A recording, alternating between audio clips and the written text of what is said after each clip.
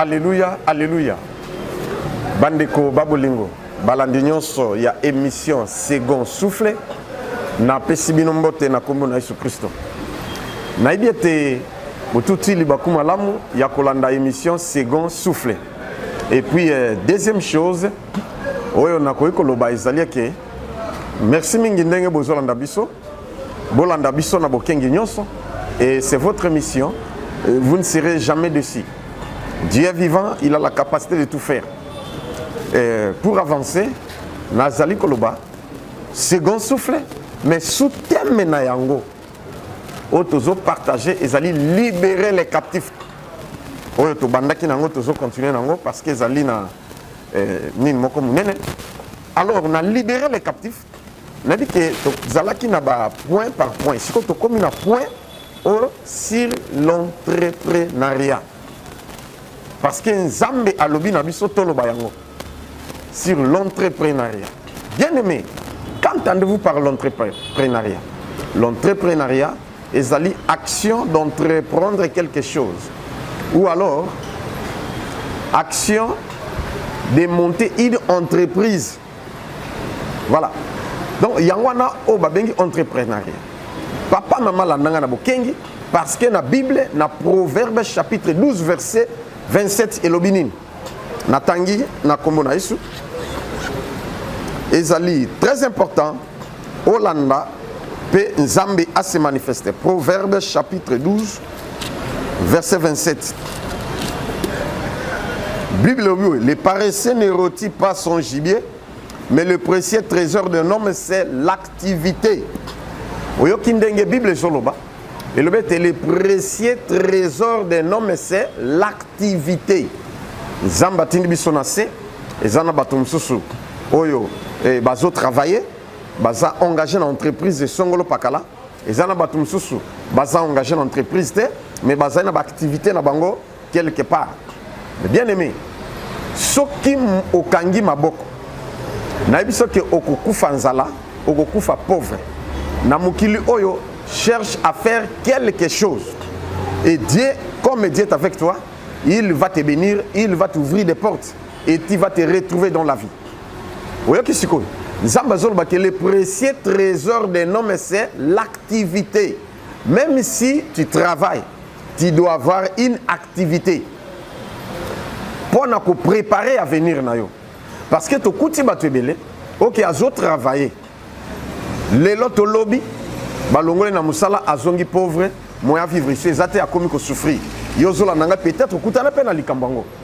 Il y a encore une autre catégorie de gens, ok, à travailler mingi et puis à jouir pension, à jouir retraite naie, mais à se retrouver les sous-soutés, à commis ko kelela, à commis ko senga, à zoko ka charge naie les sous-soutés. Parce que il n'a pas été prudent, il y a quoi ba kozala na activité. Alléluia. Batum sous-soupé ba engager quelque part, mais à créer activité naie.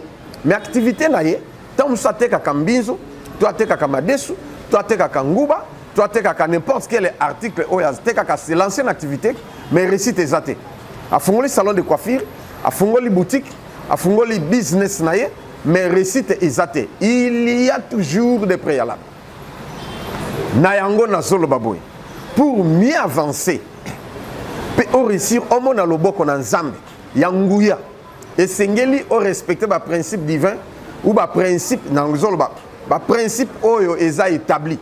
Ne que ça la ke ou ba ko kende liboso. Bien aimé, ce que comprendre nga bien, o ko changer te ko landango et puis nasuka o komona quelque chose que c'est passé. Na vie na yo, na musala na yo, na activité na yo. Yango na zolo ba trop tard et pas na nzambe ezalaka te. Parce que nzamba ponaka agité, nzamba ponaka sexte, nzamba ponaka pe race pété. Ma campagne na zolo ba oyo ça concerne tout le monde, même na osambe la kate. Ça te concerne. Même na osambe la ka ils ont concerné, ils ont concerné toutes les religions. Alléluia. Yango pona o réussir na vie, pona ozala na activité, et sengelo sala nini. Même si os autres travailler dans entreprise songolo pakala, to ya l'état, to pe entreprise moko ya privé. Qu'est-ce que tu peux faire? Même si tu as un salaire à mouquer, même si tu as un salaire rebellé. Parce que dans le business, tu as une activité, mbongo ya muke na ebele ezalaka te. Bato mususu babana na mbongo baba ya ebele mais ba se retrouver par terre. Bato mususu babana na mbongo ya muke mais ba se retrouver pe ba avancer pe ba réussir. Alléluia. Landanga bien. Soki te et que ça la passe pour nayo. Premier point, ce sont les idées.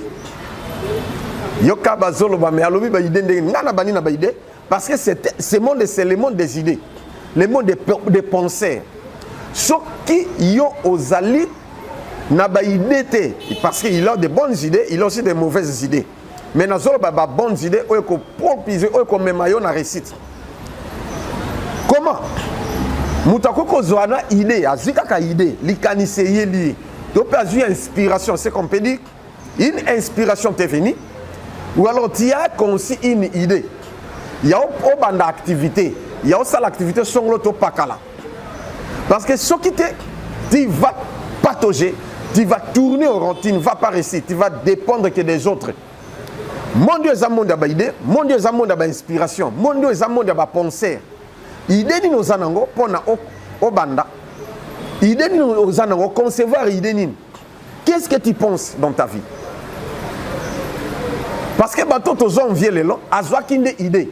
Abino ndenge nazab na ko suka boité. Il faut na lukana sala quelque chose.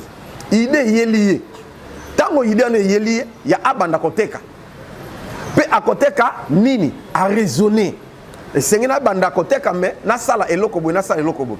Bien aimé, soki ozelike bato mokili ba pesa yo mbongo ba soutenir pour nous réussir au mikosi parce que mondo yo mutako soutenir à 100% azate oyoki mutako kabelo ponolia ako kabelo pono sala to besoin moko boisili et suki wana mais mutabi misa exemple que $10,000 $20,000 $50,000 $100,000 ma sala activité c'est difficile hein. On comprend yango na uta ko lobakena mbonga mukena ibele ezate.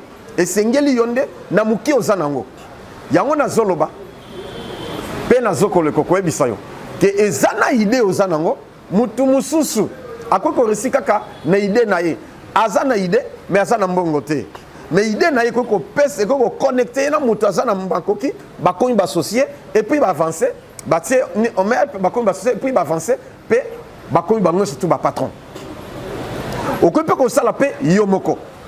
Le monde des idées, le monde des penseurs, le monde d'inspiration. Qu'est-ce que Dieu t'a inspiré?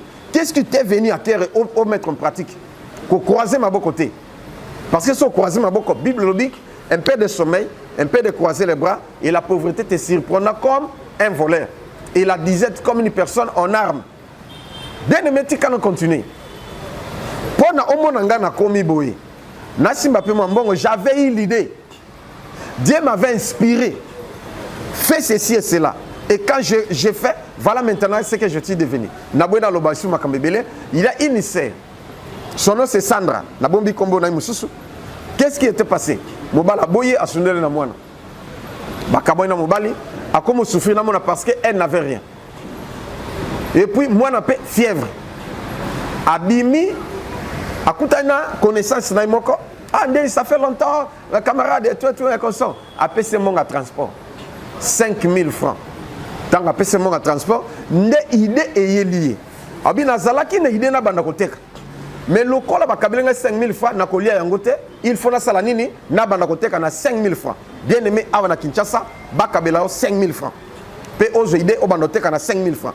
Qu'est-ce que tu vas vendre? Ah, voilà. Ndesser tanga zu idée. Parce qu'il y a des gens qui sont biso. Abi te pasteur a te akibiso monde des idées. J'ai eu l'idée. Il y a koteka et ba kabelinga 5,000 francs de transport. Jamais na kolia yango.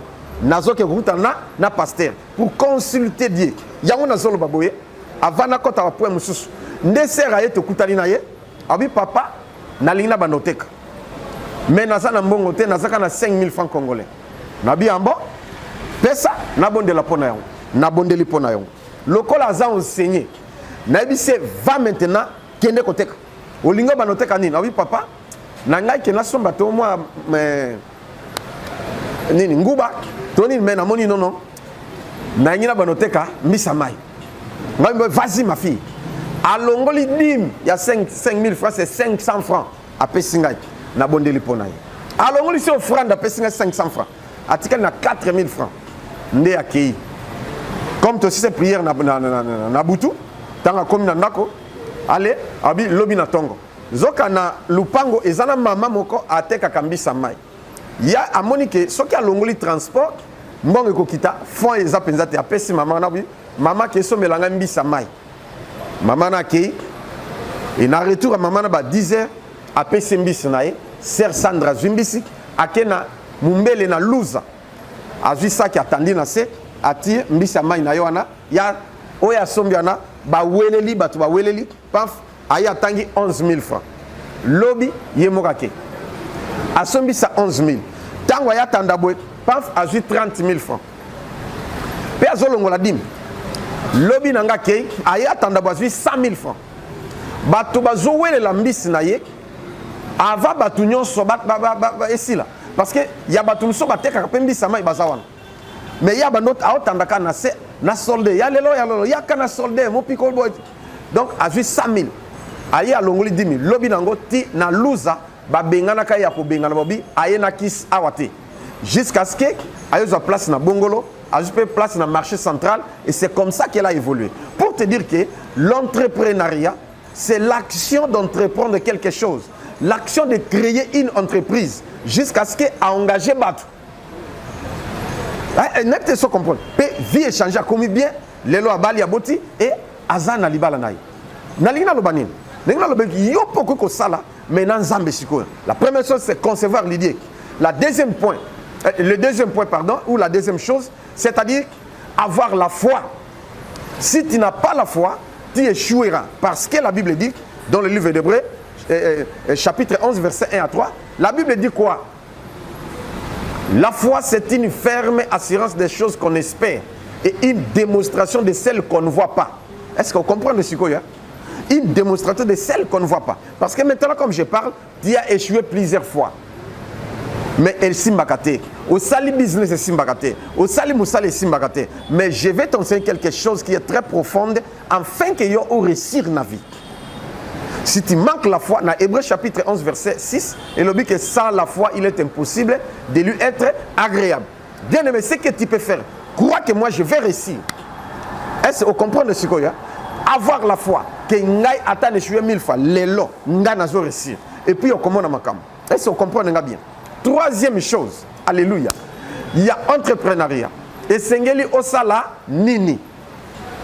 Gloire au Seigneur. Tikatata makomi et ma biso na profondeur. Troisième point, on a zoloba landanga penza na bokeng nyos. Oji projet. Avant ya kobanda, makomi il faut consulter Dieu. Je réponds. Il faut consulter Dieu. Bato mingi bazobanda abandi na ye. Nasimande aye kobenga Nzambe. Pour Nzambe, bapambo l'activité. Mais tu as déjà commencé, tu n'as pas consulté Dieu. Ah, Tikanatanga. Proverbe chapitre 16, verset 1 à 3. Yoka. Proverbe chapitre 16, verset 1 à 3. Et le Bible, les projets qui forment le cœur dépendent de l'homme. Mais la réponse que donne la bouche vient de l'Éternel. Toutes les voies de l'homme sont pires à ses yeux. Mais celui qui pèse les esprits, c'est l'Éternel. Recommande à l'Éternel tes œuvres et tes projets réussiront. Deuxième version, nous avons dans Jacques chapitre 4. L'andanga bien, puisque la télévision c'est l'État, comme ça, au Koloba, merci Seigneur.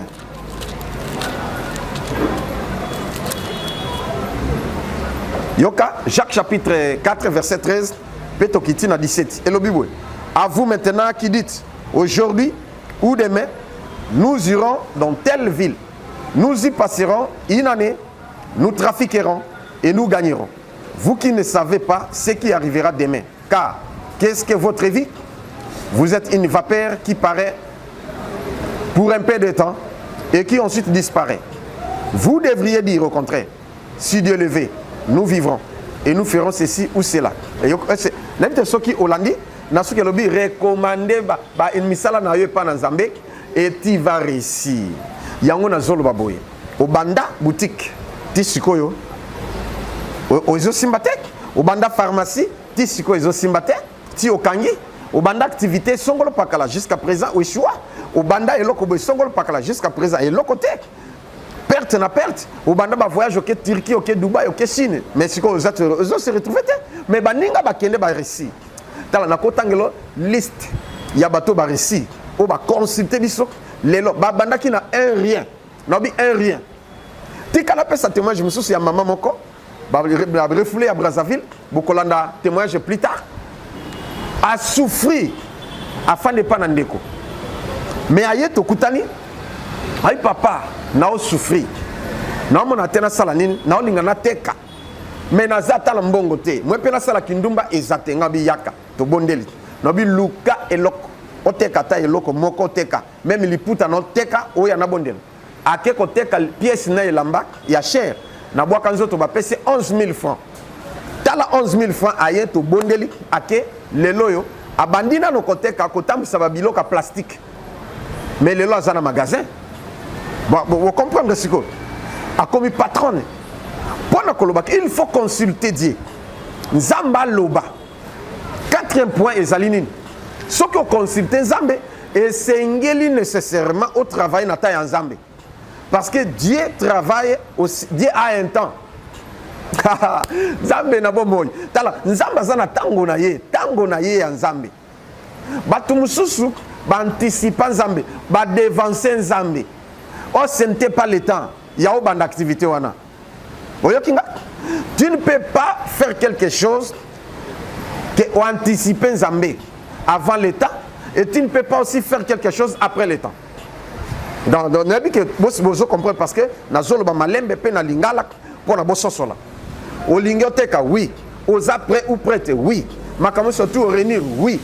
mais avant de faire il faut consulter Dieu avant de faire il faut oser la taille ensemble parce que Dieu peut te parler non pas aujourd'hui demain et s'il est aussi demain mais avec précipitation au Kenya ko banda lelo yozolela mais nzamba lobaki c'était le temps de Dieu yango zomona bana Israël nzamba aisaki bango ke boko na bombe en Égypte boko sala 400 ans mais tant 400 ans koki bazobi matin ba ko mena 430 ans et ça na temps fixé en nzamba ezali est-ce que vous comprenez natanga Exode chapitre 12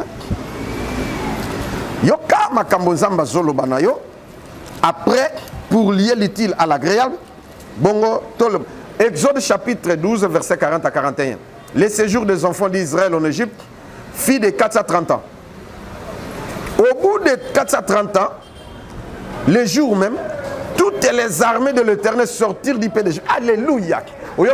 Dieu va disposer son armée pour nayo. Tango ya nzambe koka omona ke freinage ezé souté.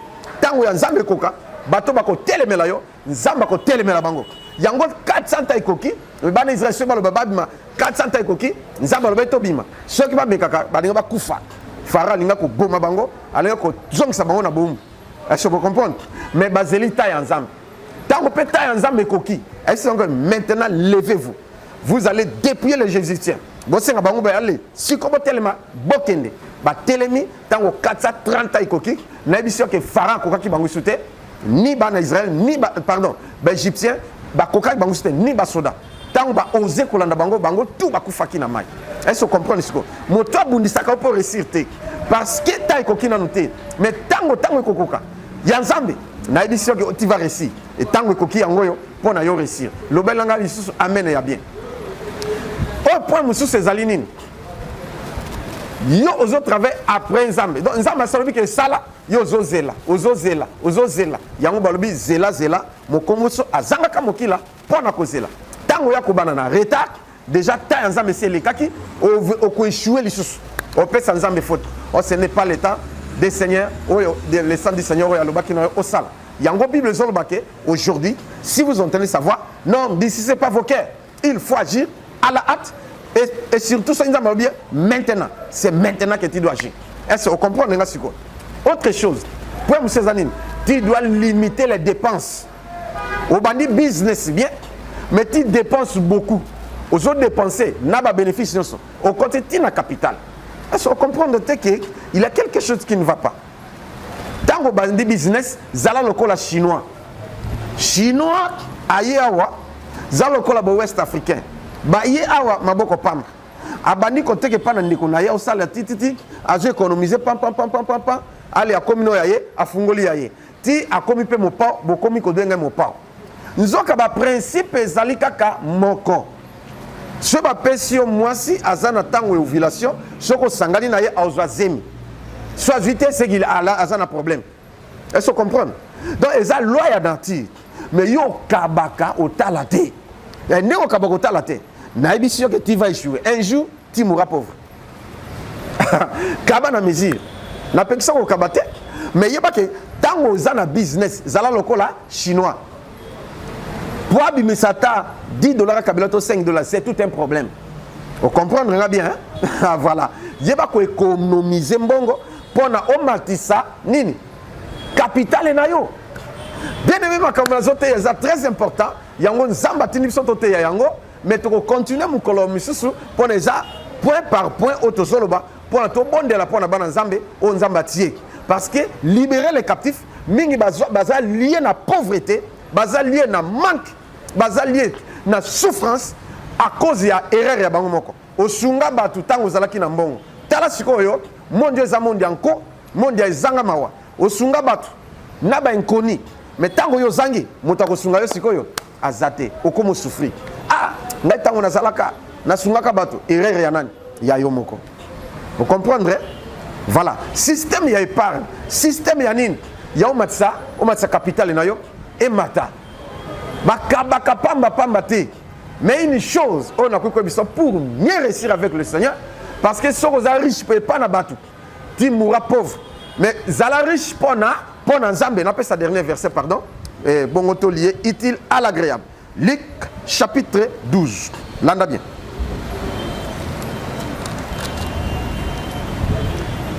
Verset 21. Natanka yo banda verset 13 et 21. Menga banika na verset 21. Luc chapitre 12 verset 21. Il en est ainsi de celui qui amasse des trésors pour lui-même et qui n'est pas riche pour Dieu. Donc principe ya nzambe ezali tango koti na monde oyo ezalo salaka te ozana monde ya business yeba ko respecter ba dimi na yo ba offrande na yo ba omone kosunga bana bitike et puis kosunga misala ya nzambe na basala nzambe yango ne nzamba ko kanisela wana oza riche pour Dieu. Dieu va te bénir. Ce que toi tu sèmes, tu vas les moissonner. Mais oya zolona na mokili na bisio ke mokili ko beto fimbo mokili ba ko seka yo. Pour lier l'utile à l'agréable, si nous partageons le même langage avec les techniciens, suivons ces témoignages et on va revenir. Oui, ma fille, ton nom c'est qui et tu viens d'où? Je m'appelle Divine. Ton nom c'est Divine? Oui, et okay. J'habite en Belgique, à Bruxelles. Ok, tu es belge? Oui, je suis belge. Ok, alors tu veux témoigner. Qu'est-ce que Dieu a fait pour toi? Oui, en fait, il y a de cela quelques mois. Bon, élève un peu la voix. Donc, en fait, il y a de cela quelques mois, je souffrais d'une dépression et j'étais à la maison et j'étais très nerveuse. J'ai crié à ma maman, j'étais vraiment très nerveuse, j'étais ingérable et incontrôlable. Ensuite, ma maman, elle avait mis une de vos vidéos qui passait à la télé, à la maison. Et après, elle a dit, Divine, regarde, le pasteur, il est là et tout, comme tu es pas bien et tout. Mais quand vous avez dit que celui qui est malade, qui touche mes mains, et on va prier. Et j'ai touché les mains, on a prié. Et depuis ce jour-là, je me suis calmée jusqu'aujourd'hui. Et j'ai pas pris de médicaments. Les médecins m'ont donné des médicaments. J'ai pas pris de médicaments. Nani Mokonzi. Dépression pendant 2 mois. Et simbate, bakanga, basala tout et simbate. Hôpital et bakokite. Mais, balandi na télévision. Maman na yeye Bobby, simba ka loboka pasteur. Tangwa simbi a eu guérison jusqu'à présent. Nzamba bikisi. Nani Mokonzi. Nani mobikisi. Maman, est-ce que vous allez kambolo bava to bonde la pona bino? Bon, na linga ka na éclairci pour moi na zolo bango moi. Ezaki likambo nene. Na bengi papa na vidéo moi na zolo bana lo bakaka, c'était la folie. Na bengi papa na laxi ne moi na zalaki. Tango ka ba tie photo ya papa, na bi simba ini ngabi to simba maboko mbali ke no simba papa. Kaka le la simbi. Lobi ngo tokyo hôpital. Ameleki atakisi on a te ti lelo nde bomoni atelemi bo. Nzamba lokamba za na bomo. Nani mokonzi? Ah. Nani bakisa susu ya ngai moko na yaki awa. Na matina avion na ye nazaki na mbongo te.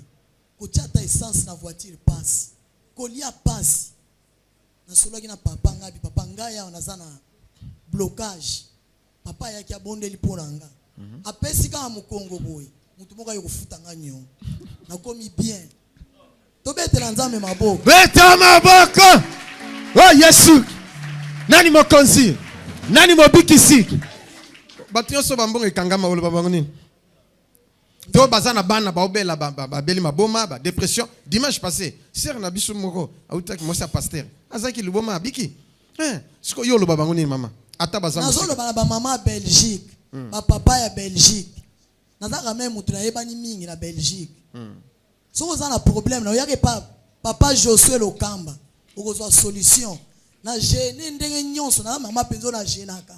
Lem sous 3 jours na l'été, nazo gêné 21 jours. Mais nazo une solution té. Car elle na poussa n'est pas papa.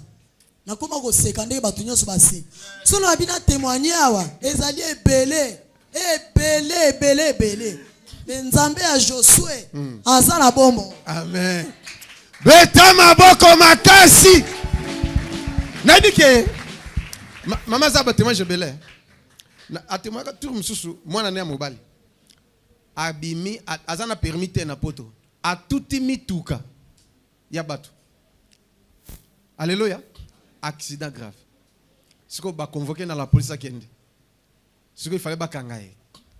Mama, bakanga mwana. Bakanga na bengi papa. Ngapi papa mwana tuti mituka mindele oya talo. Ezaki presque 12 krrra tuti. Police na sezo lukaka apo. Na bengi papa na téléphone ngapi mwana tuti ba mituka bato. Na kosala ndenge nini? Bazo luka iba kangai. Albi loba na yaki na police. Mwana ke na police azongi tilelo. Eleki ka apo. Basimba yete, bakanga yete, afuta peti. Est-ce que kobetela nzamba Josué maboko? Nzambe ya se manifeste katina yo. Ngola nzambe simba yo. Onksha nzambe touche yo. Ozala we pe bato babika na zela na yo. Na kombo na Yesu na déclarer. Amen. Ndenge kako témoigner mwana na ngai. Makambo no nyonso esimbi. Nzambe peso kimia. Au vivre grâce et landa vina partout na kombo na Yesu. Amen. Nzambe apambola bino. Voilà. Bien aimé, naïbi siminoke, Nzamba zali Nzambe loba, merci Seigneur. Tikana bete lankolo Yesu maboko. Maboko na zobeta na obete lankolo. Parce que oyazo sala ezande nkolo. Alléluia. Yoka sango. Mwana wana ayena mama na bauti Belgique. Mwana j'ai dépression. Donc dépression quoi muta abeli ba nerf. Azo panza basani azo panza ba TV akati bilanga tika la ka mutakala tout donc c'est-à-dire bazo kanga yesimba te ba même l'hôpital ti esimbi pété ba prier ba sali ba prier ba esimbi te pendant 2 mois esimba te bazolela jeune fille ya boy ndenge ni vie baby kaka boy mais une chose Nzambe ayok bayo landanga na télévision ndenge ozo landanga nabi na Belgique tant ba landinga babengi nga kutute mais bazolanda ndengo zolandanga et à la fin ya on a le qui zelati Michel si la pona on voit quelque chose de la part de Dieu à la fin natie maboko boy nobi o nyoso aza malade aza na problème asimba maboko nanga soko zobela simba loboko nanga o simba place zobela na bondela obika mama zui mwana basimbisie na TV basimbi tangu na bondeli 4h na zoloba amen. Amen, moi na biki mbala moko. Ba conscience zongi, ba faculté mentale surtout zongi, ti esili complètement. Mama na moi na batleli, nde ba yo benganga. Ba yo papa to kanga bote tozo ya tina kini. Alléluia. Et puis tala makambo, ti ba ye petit na kini. Mais ava ba ya. Mama pe asimbaki. Alléluia. Mama tango pe asimbi amoni ya ye pe makambo. Azaki na problème à blocage ya mbongo. Mama pe mbongo sani mbongo efungwami. Mama ye wana aye ba pesinga pe action de grâce na bango na sima ba témoigner pe na sima ba siminzela ba zongi. Papa mama ozola nangai ozana Kinshasa tango tango koki obenga tango koki oya tokutana fara mutu auti Belgique bafuti billet aller-retour rien que baya bakutana nangai bongo yo zana kinkole yo zana ngamanzo ozana maluku eza prêt ozana na kasangulu ozana mitendi yaka tokutana nzamba fungola yo afungola bozuna yo yo po comme entrepreneur loba amen yaka tokutana ozana gombe ozali bisika nyoso yo ozali yaka okutana na prophète Josué Lokamba benganga frère Josué je suis dans mon assiette si tu m'appelles frère Josué ah, voilà bah, je suis frère en Christ voilà je suis frère des lettres alléluia yango siko na lobi boye je suis fier des lettres c'est-à-dire yakozala frère en Christ yaka koluka frère Josué Lokamba to bondela nzambe a se manifester ozana Brazzaville futa tike yaka tokutana fara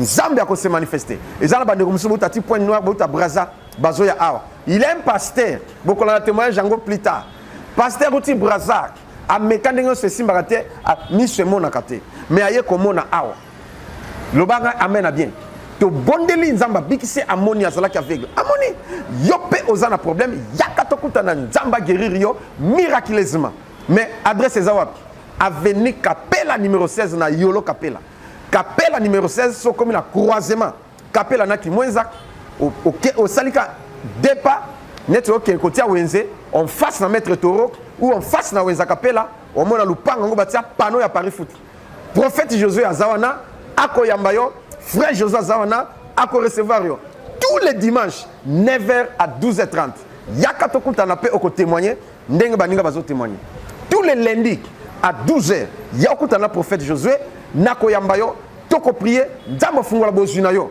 ezana bat il faut pas devoir yo mbongo na gouvernement banda le loti lobi kaka yaka le kabo batu olembi yaka tokutana ozana pena banyongo oko ofuta te po mbongo ezate yaka tokutana benga to prier nzamba fungola futa banyongo ah tala papa moko na France azalaki na nyongo ya l'état il y a 7000 euros yemoka azalaki malade papa to bondeli nzambe abengi ndengo zola nanga ya landi na téléphone tant to bondeli nzamba bikisie papa azalaki na problème ya paralysique et puis problème ya impuissance na problème ya cœur abiki sur place akimina bambango papa aleli siko la même nuit tant to si prière nde sikoyo aloti ba ofutele nyongo ala mukabwe oh na aloti ba ofutela nga nyongo na yo ba ofutela nga ya ndengi nini esprit que tina que ta la boîte aux lettres afungola boy akuti enveloppe afungola boy la dette a été payée nyonso motafuti ayebite papa maman nzambe a fait miracle mbongo c'est no bina banda kotanga ba miracle ya mbongo okosutu kokokama na Suisse une sœur son nom c'est Ange OK asalaki dépression maman a benginga to bondeli nzamba bikisie deuxième chose sœur na zanga kimbongo tant to ko bondela nzamba pesi mbongo ti afuti billet aye awa lokola zam mopaya aibina no awa tek azui frère bongos oya théâtre ndepo baibana kina bongos a même tina ndako tina église a témoigner yo pe o témoigner parce que tu es bloqué financièrement pe o comme entrepreneur même si tu travailles tu auras une activité qui va réussir loba amen encore un autre témoignage qu'on a toi ko citer tomoni sœur awa sœur kombona ne pe ovandi wapi amen amen église amen comment on a Séraphie sœur Séraphie oui Séraphie ovandi wapi mondima awa na nova na yolo mais na sala moi déplacement na zwa kinda kuna ngaliema ya on a normo na teme na ko témoigner ka nzamba papa na grâce à sali ngai en tout cas nga na mona te même pas lelo dimanche lelo na nga na kata mutema lundi dimanche oti koleka ezaki mercredi na oti musala na zongi na ofungola porte andaku na monika nyama mo ya koti na porte na nga lokwa njoy na kipe même pas na fungoli ka porte parce na longo bilamba na popola boye na moni eloko te na meki na lala na mwa ndambu na komo sentika lokwa elo mo etambola nga na kingo lokwa formi na kipete na lena ton na la mukika na ke musala wana pa na ngala ngaliema na ke musala na travailler vraiment na zaki ngai te ba mal à l'aise moi ba faiblesse dans nzoto na travailler na osambaka na sa motema. Vendredi na lalité ne total ba film Nigeria ngapa na mona ki onde ko mona o bundane esprit mutu ena bimeli nga boye abandi ko menacer nga même ata mungongo na bona ko koloba te pona kanga ta Jésus na osambaka na sa motema na lala kite na saint vraiment somi bon na ko senga ka moi service moi quelque part église avec na ko benga pasteur wana ba sunga na prière na lali ka muke na ko sutra ba 5h30 na ke prière vendredi vraiment ça ne va pas samedi na force na bité na ko tika bote foka na ke musala na ba douleur na koki même pas te ko ma dimanche nango wana ka pa na ngala ndako na lamuki boye na senti ba 4h muto obenga kombo na nga afia benga 3 fois na surtout na ki muto na si muto ana ozo benga nga me yonde okotanga mokela nga te mutakela nga eza Jésus Christ na telemi te ko ba 9h na bité na ndaka ko adorer na zo adorer kana ba douleur na okoka te to ma 14h boye en tout cas na ndako ka même pas to ko ma ba pokwa boye na ko benga papa mwana nga na bité nde na zaba en tout cas na oyo ka bien te na ko kata mutema na kufa oni na biya kaka aye ko zwanga aye ko mapa mabo kilo na pa masara na expliquer ne na ndeko yoka aye bisinga dimanche ne to ko ba 21 na boye ma to ya boye te papa to la kaka masara me ko senga ba prière en tout cas na lala kité na zaki mal à l'aise so asalenga prière amelisinga mai so amelisinga ka mai na lali mwa mukie mo senti ka biloko ezo tambola na kingo na binzambe nga na okufa na nga na otanisa tongo te abokufa po nzaka na konzima obika lobi to lamka tongo to ke papa to ko ba 3 habité masara funga nga porte na kende na kende ka bona kene église aisinga fi okende sika moto lala olamka tongo to ke papa en tout cas na lala kité na osaka nsomi douleur na okokate toko ma ba 5h na yeko ya en église na zela papa en tout cas na zaki ngate na mona ka lokwa na okufa na yeko kuta na papa na nga ayambinga abondeli pona nga ayibisika maladi obela o melakisite oza huile d'olive na bitena tina ba sombela nga ba somenga huile d'olive wana papa déclarer singa mela huile d'olive azui huile d'olive apakoli nga place na ndeko yo en tout cas nzamba zali vraiment nzamba zali apakoli nga huile wana na zini tonga ya douleur na meli nikisa douleur na kamwa ko kweya na lali kuna tona ko lala na ko sutuka boy pas Cécile en tout cas est-ce que okobeta maboko pona lokumu na Yesu c'est là botala aza mosi abato hein mais botala ndenge nzoto ekomi awa ndenge ezalaki bomona ba beta ki kake akufa sur place Menzamba bikisie. Alléluia. Nani ekauki pe mbala moko na moni. Ekauki Est-ce au pakoli kisi? Na pako kisi te ka huile d'olive kando ebisenga na mela na pakola. Bete maboko pona lokumu na Yesu. Kaka ndengo témoigner. Nzamba frappé banguna na yo. Na kombo na Jésus. Pe opérer ce miracle na kombo na Yesu. Amen. Merci beaucoup Nzamba pambola yo. Voilà mes bien-aimés.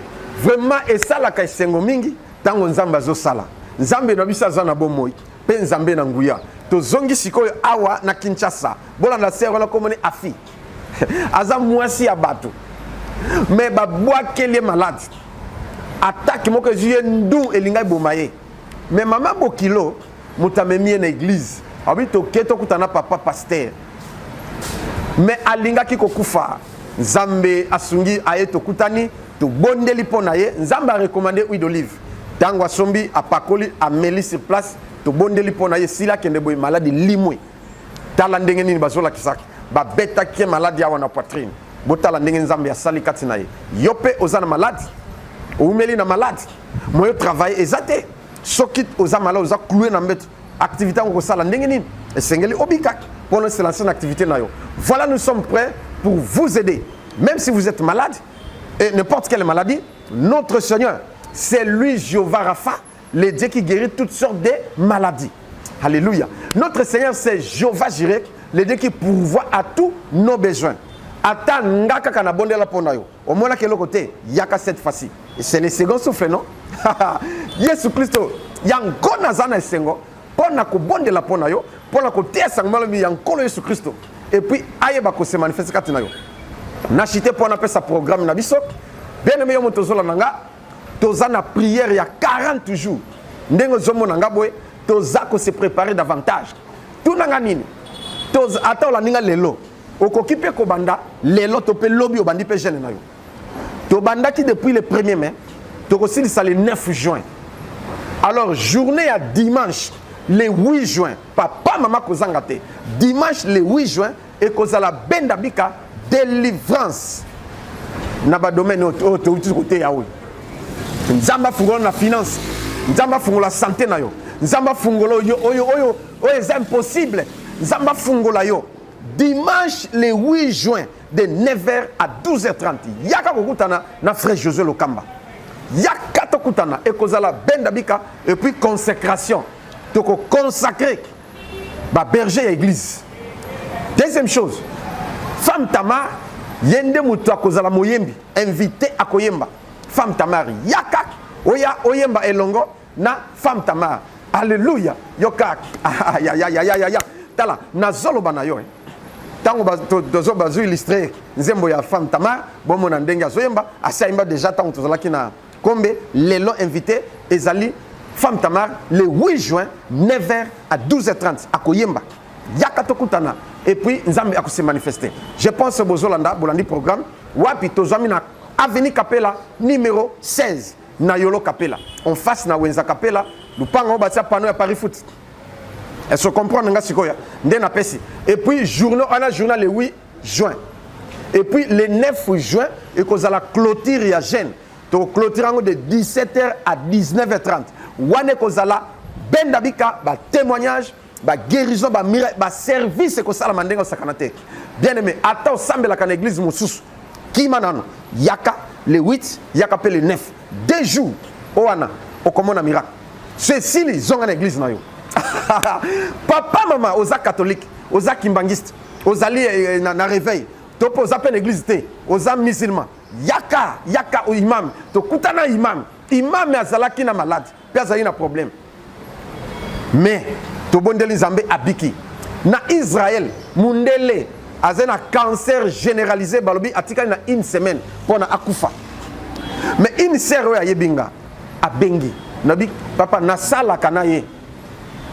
Mais mouton kufa kaka boyo papa sala quelque chose nabi nzambe na salaka nabi kende place aza tse téléphone na litoyi ake place aza tse téléphone na litoyi na bondeli nzambe pe nzambe bisinga ke ndenge zana azobika lobi akolamuka babengaki ngana na ba 17h na butu juif wana mundele azolota ba perfuser ngana telemi na Jésus atemi to perfuser tu vas ni total la perfusion d'engezo salam. Ti tango esili to bon tu es guéri. OK. Paf a to disparaître. Asutu kabwe. Oh. Guéri complètement. Ole ba bimisa ba bino observation. Ba ye ko ça l'examen surtout il n'y a rien. Pe a lobi boy. À dater d'aujourd'hui, je deviens chrétien. À Tindelinga 250 €. Ah oui papa, je deviens chrétien. Mais là kokanayo. Papa maman oko sepela. Aïe aïe aïe aïe. Nazoyoka quelque chose comme matanga et tant que prophète Yanzambe pour na prophétiser likolo na yo omo na bikamis pour na prier pour na yo omo na bikamis yango na chité awa ba numéro nanga yangwana ndengo zolanda plus 243 89 91 055 et puis yami balezali plus 243 9 98 17 18 54 yangola ba numéro nangai mutumsa ya maka téléphone nangate soko bengi ozinga tek tikelanga message tamsu nazo tourner mission tamsu nazo teya topé nazo prier là nako yambate mais soki na sisi en tout cas nako répondre mais m'appelle banquier local les ebele tikelanga message so ozinga te tika message nako répondre message na yo er no koma libre pe nako prier pour na yo nzambe yanguya akosala kombo na ye Jésus-Christ. Voilà, na komi na suka na lingina prier sikoy.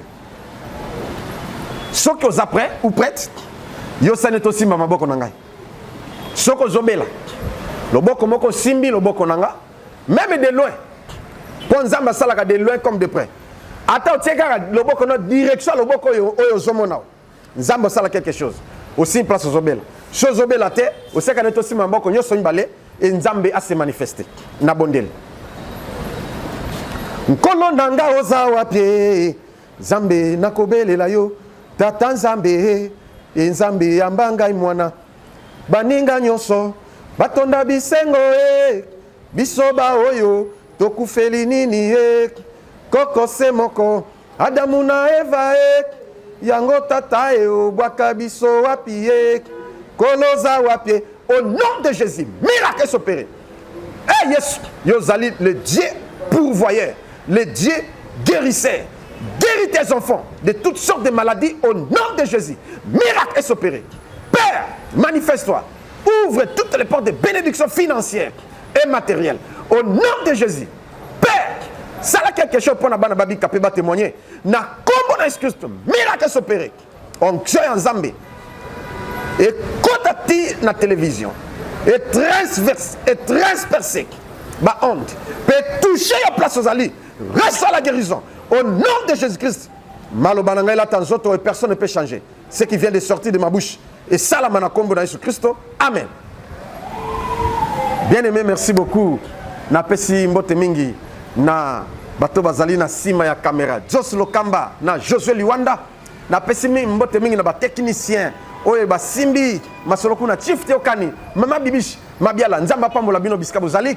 Sans oublier l'église même. Bisika Sobozali, na batonyo sobalingaka, église même balingaka frère Josué, de loin comme de près. Na sengi soutien na bino, ya prière, na sengi soutien na bino, bofuta émission. Soko zilingi, obengi biso, topo tindi na M-Pesa, topé Orange Money, to Airtel Money, et kokoma, oui papa mbongo nanga po futa émission. Zamba ko pénir yo makasi alors. Parce que tu as fait quelque chose aux ala riche pour Dieu. Sans oublier notre père, patriarche. Mon général, Sony, Kafuta, Rockman. Ah papa, Nzamba Bakiselo Misolo. Bye bye. Tokutani mikolo mizali koya.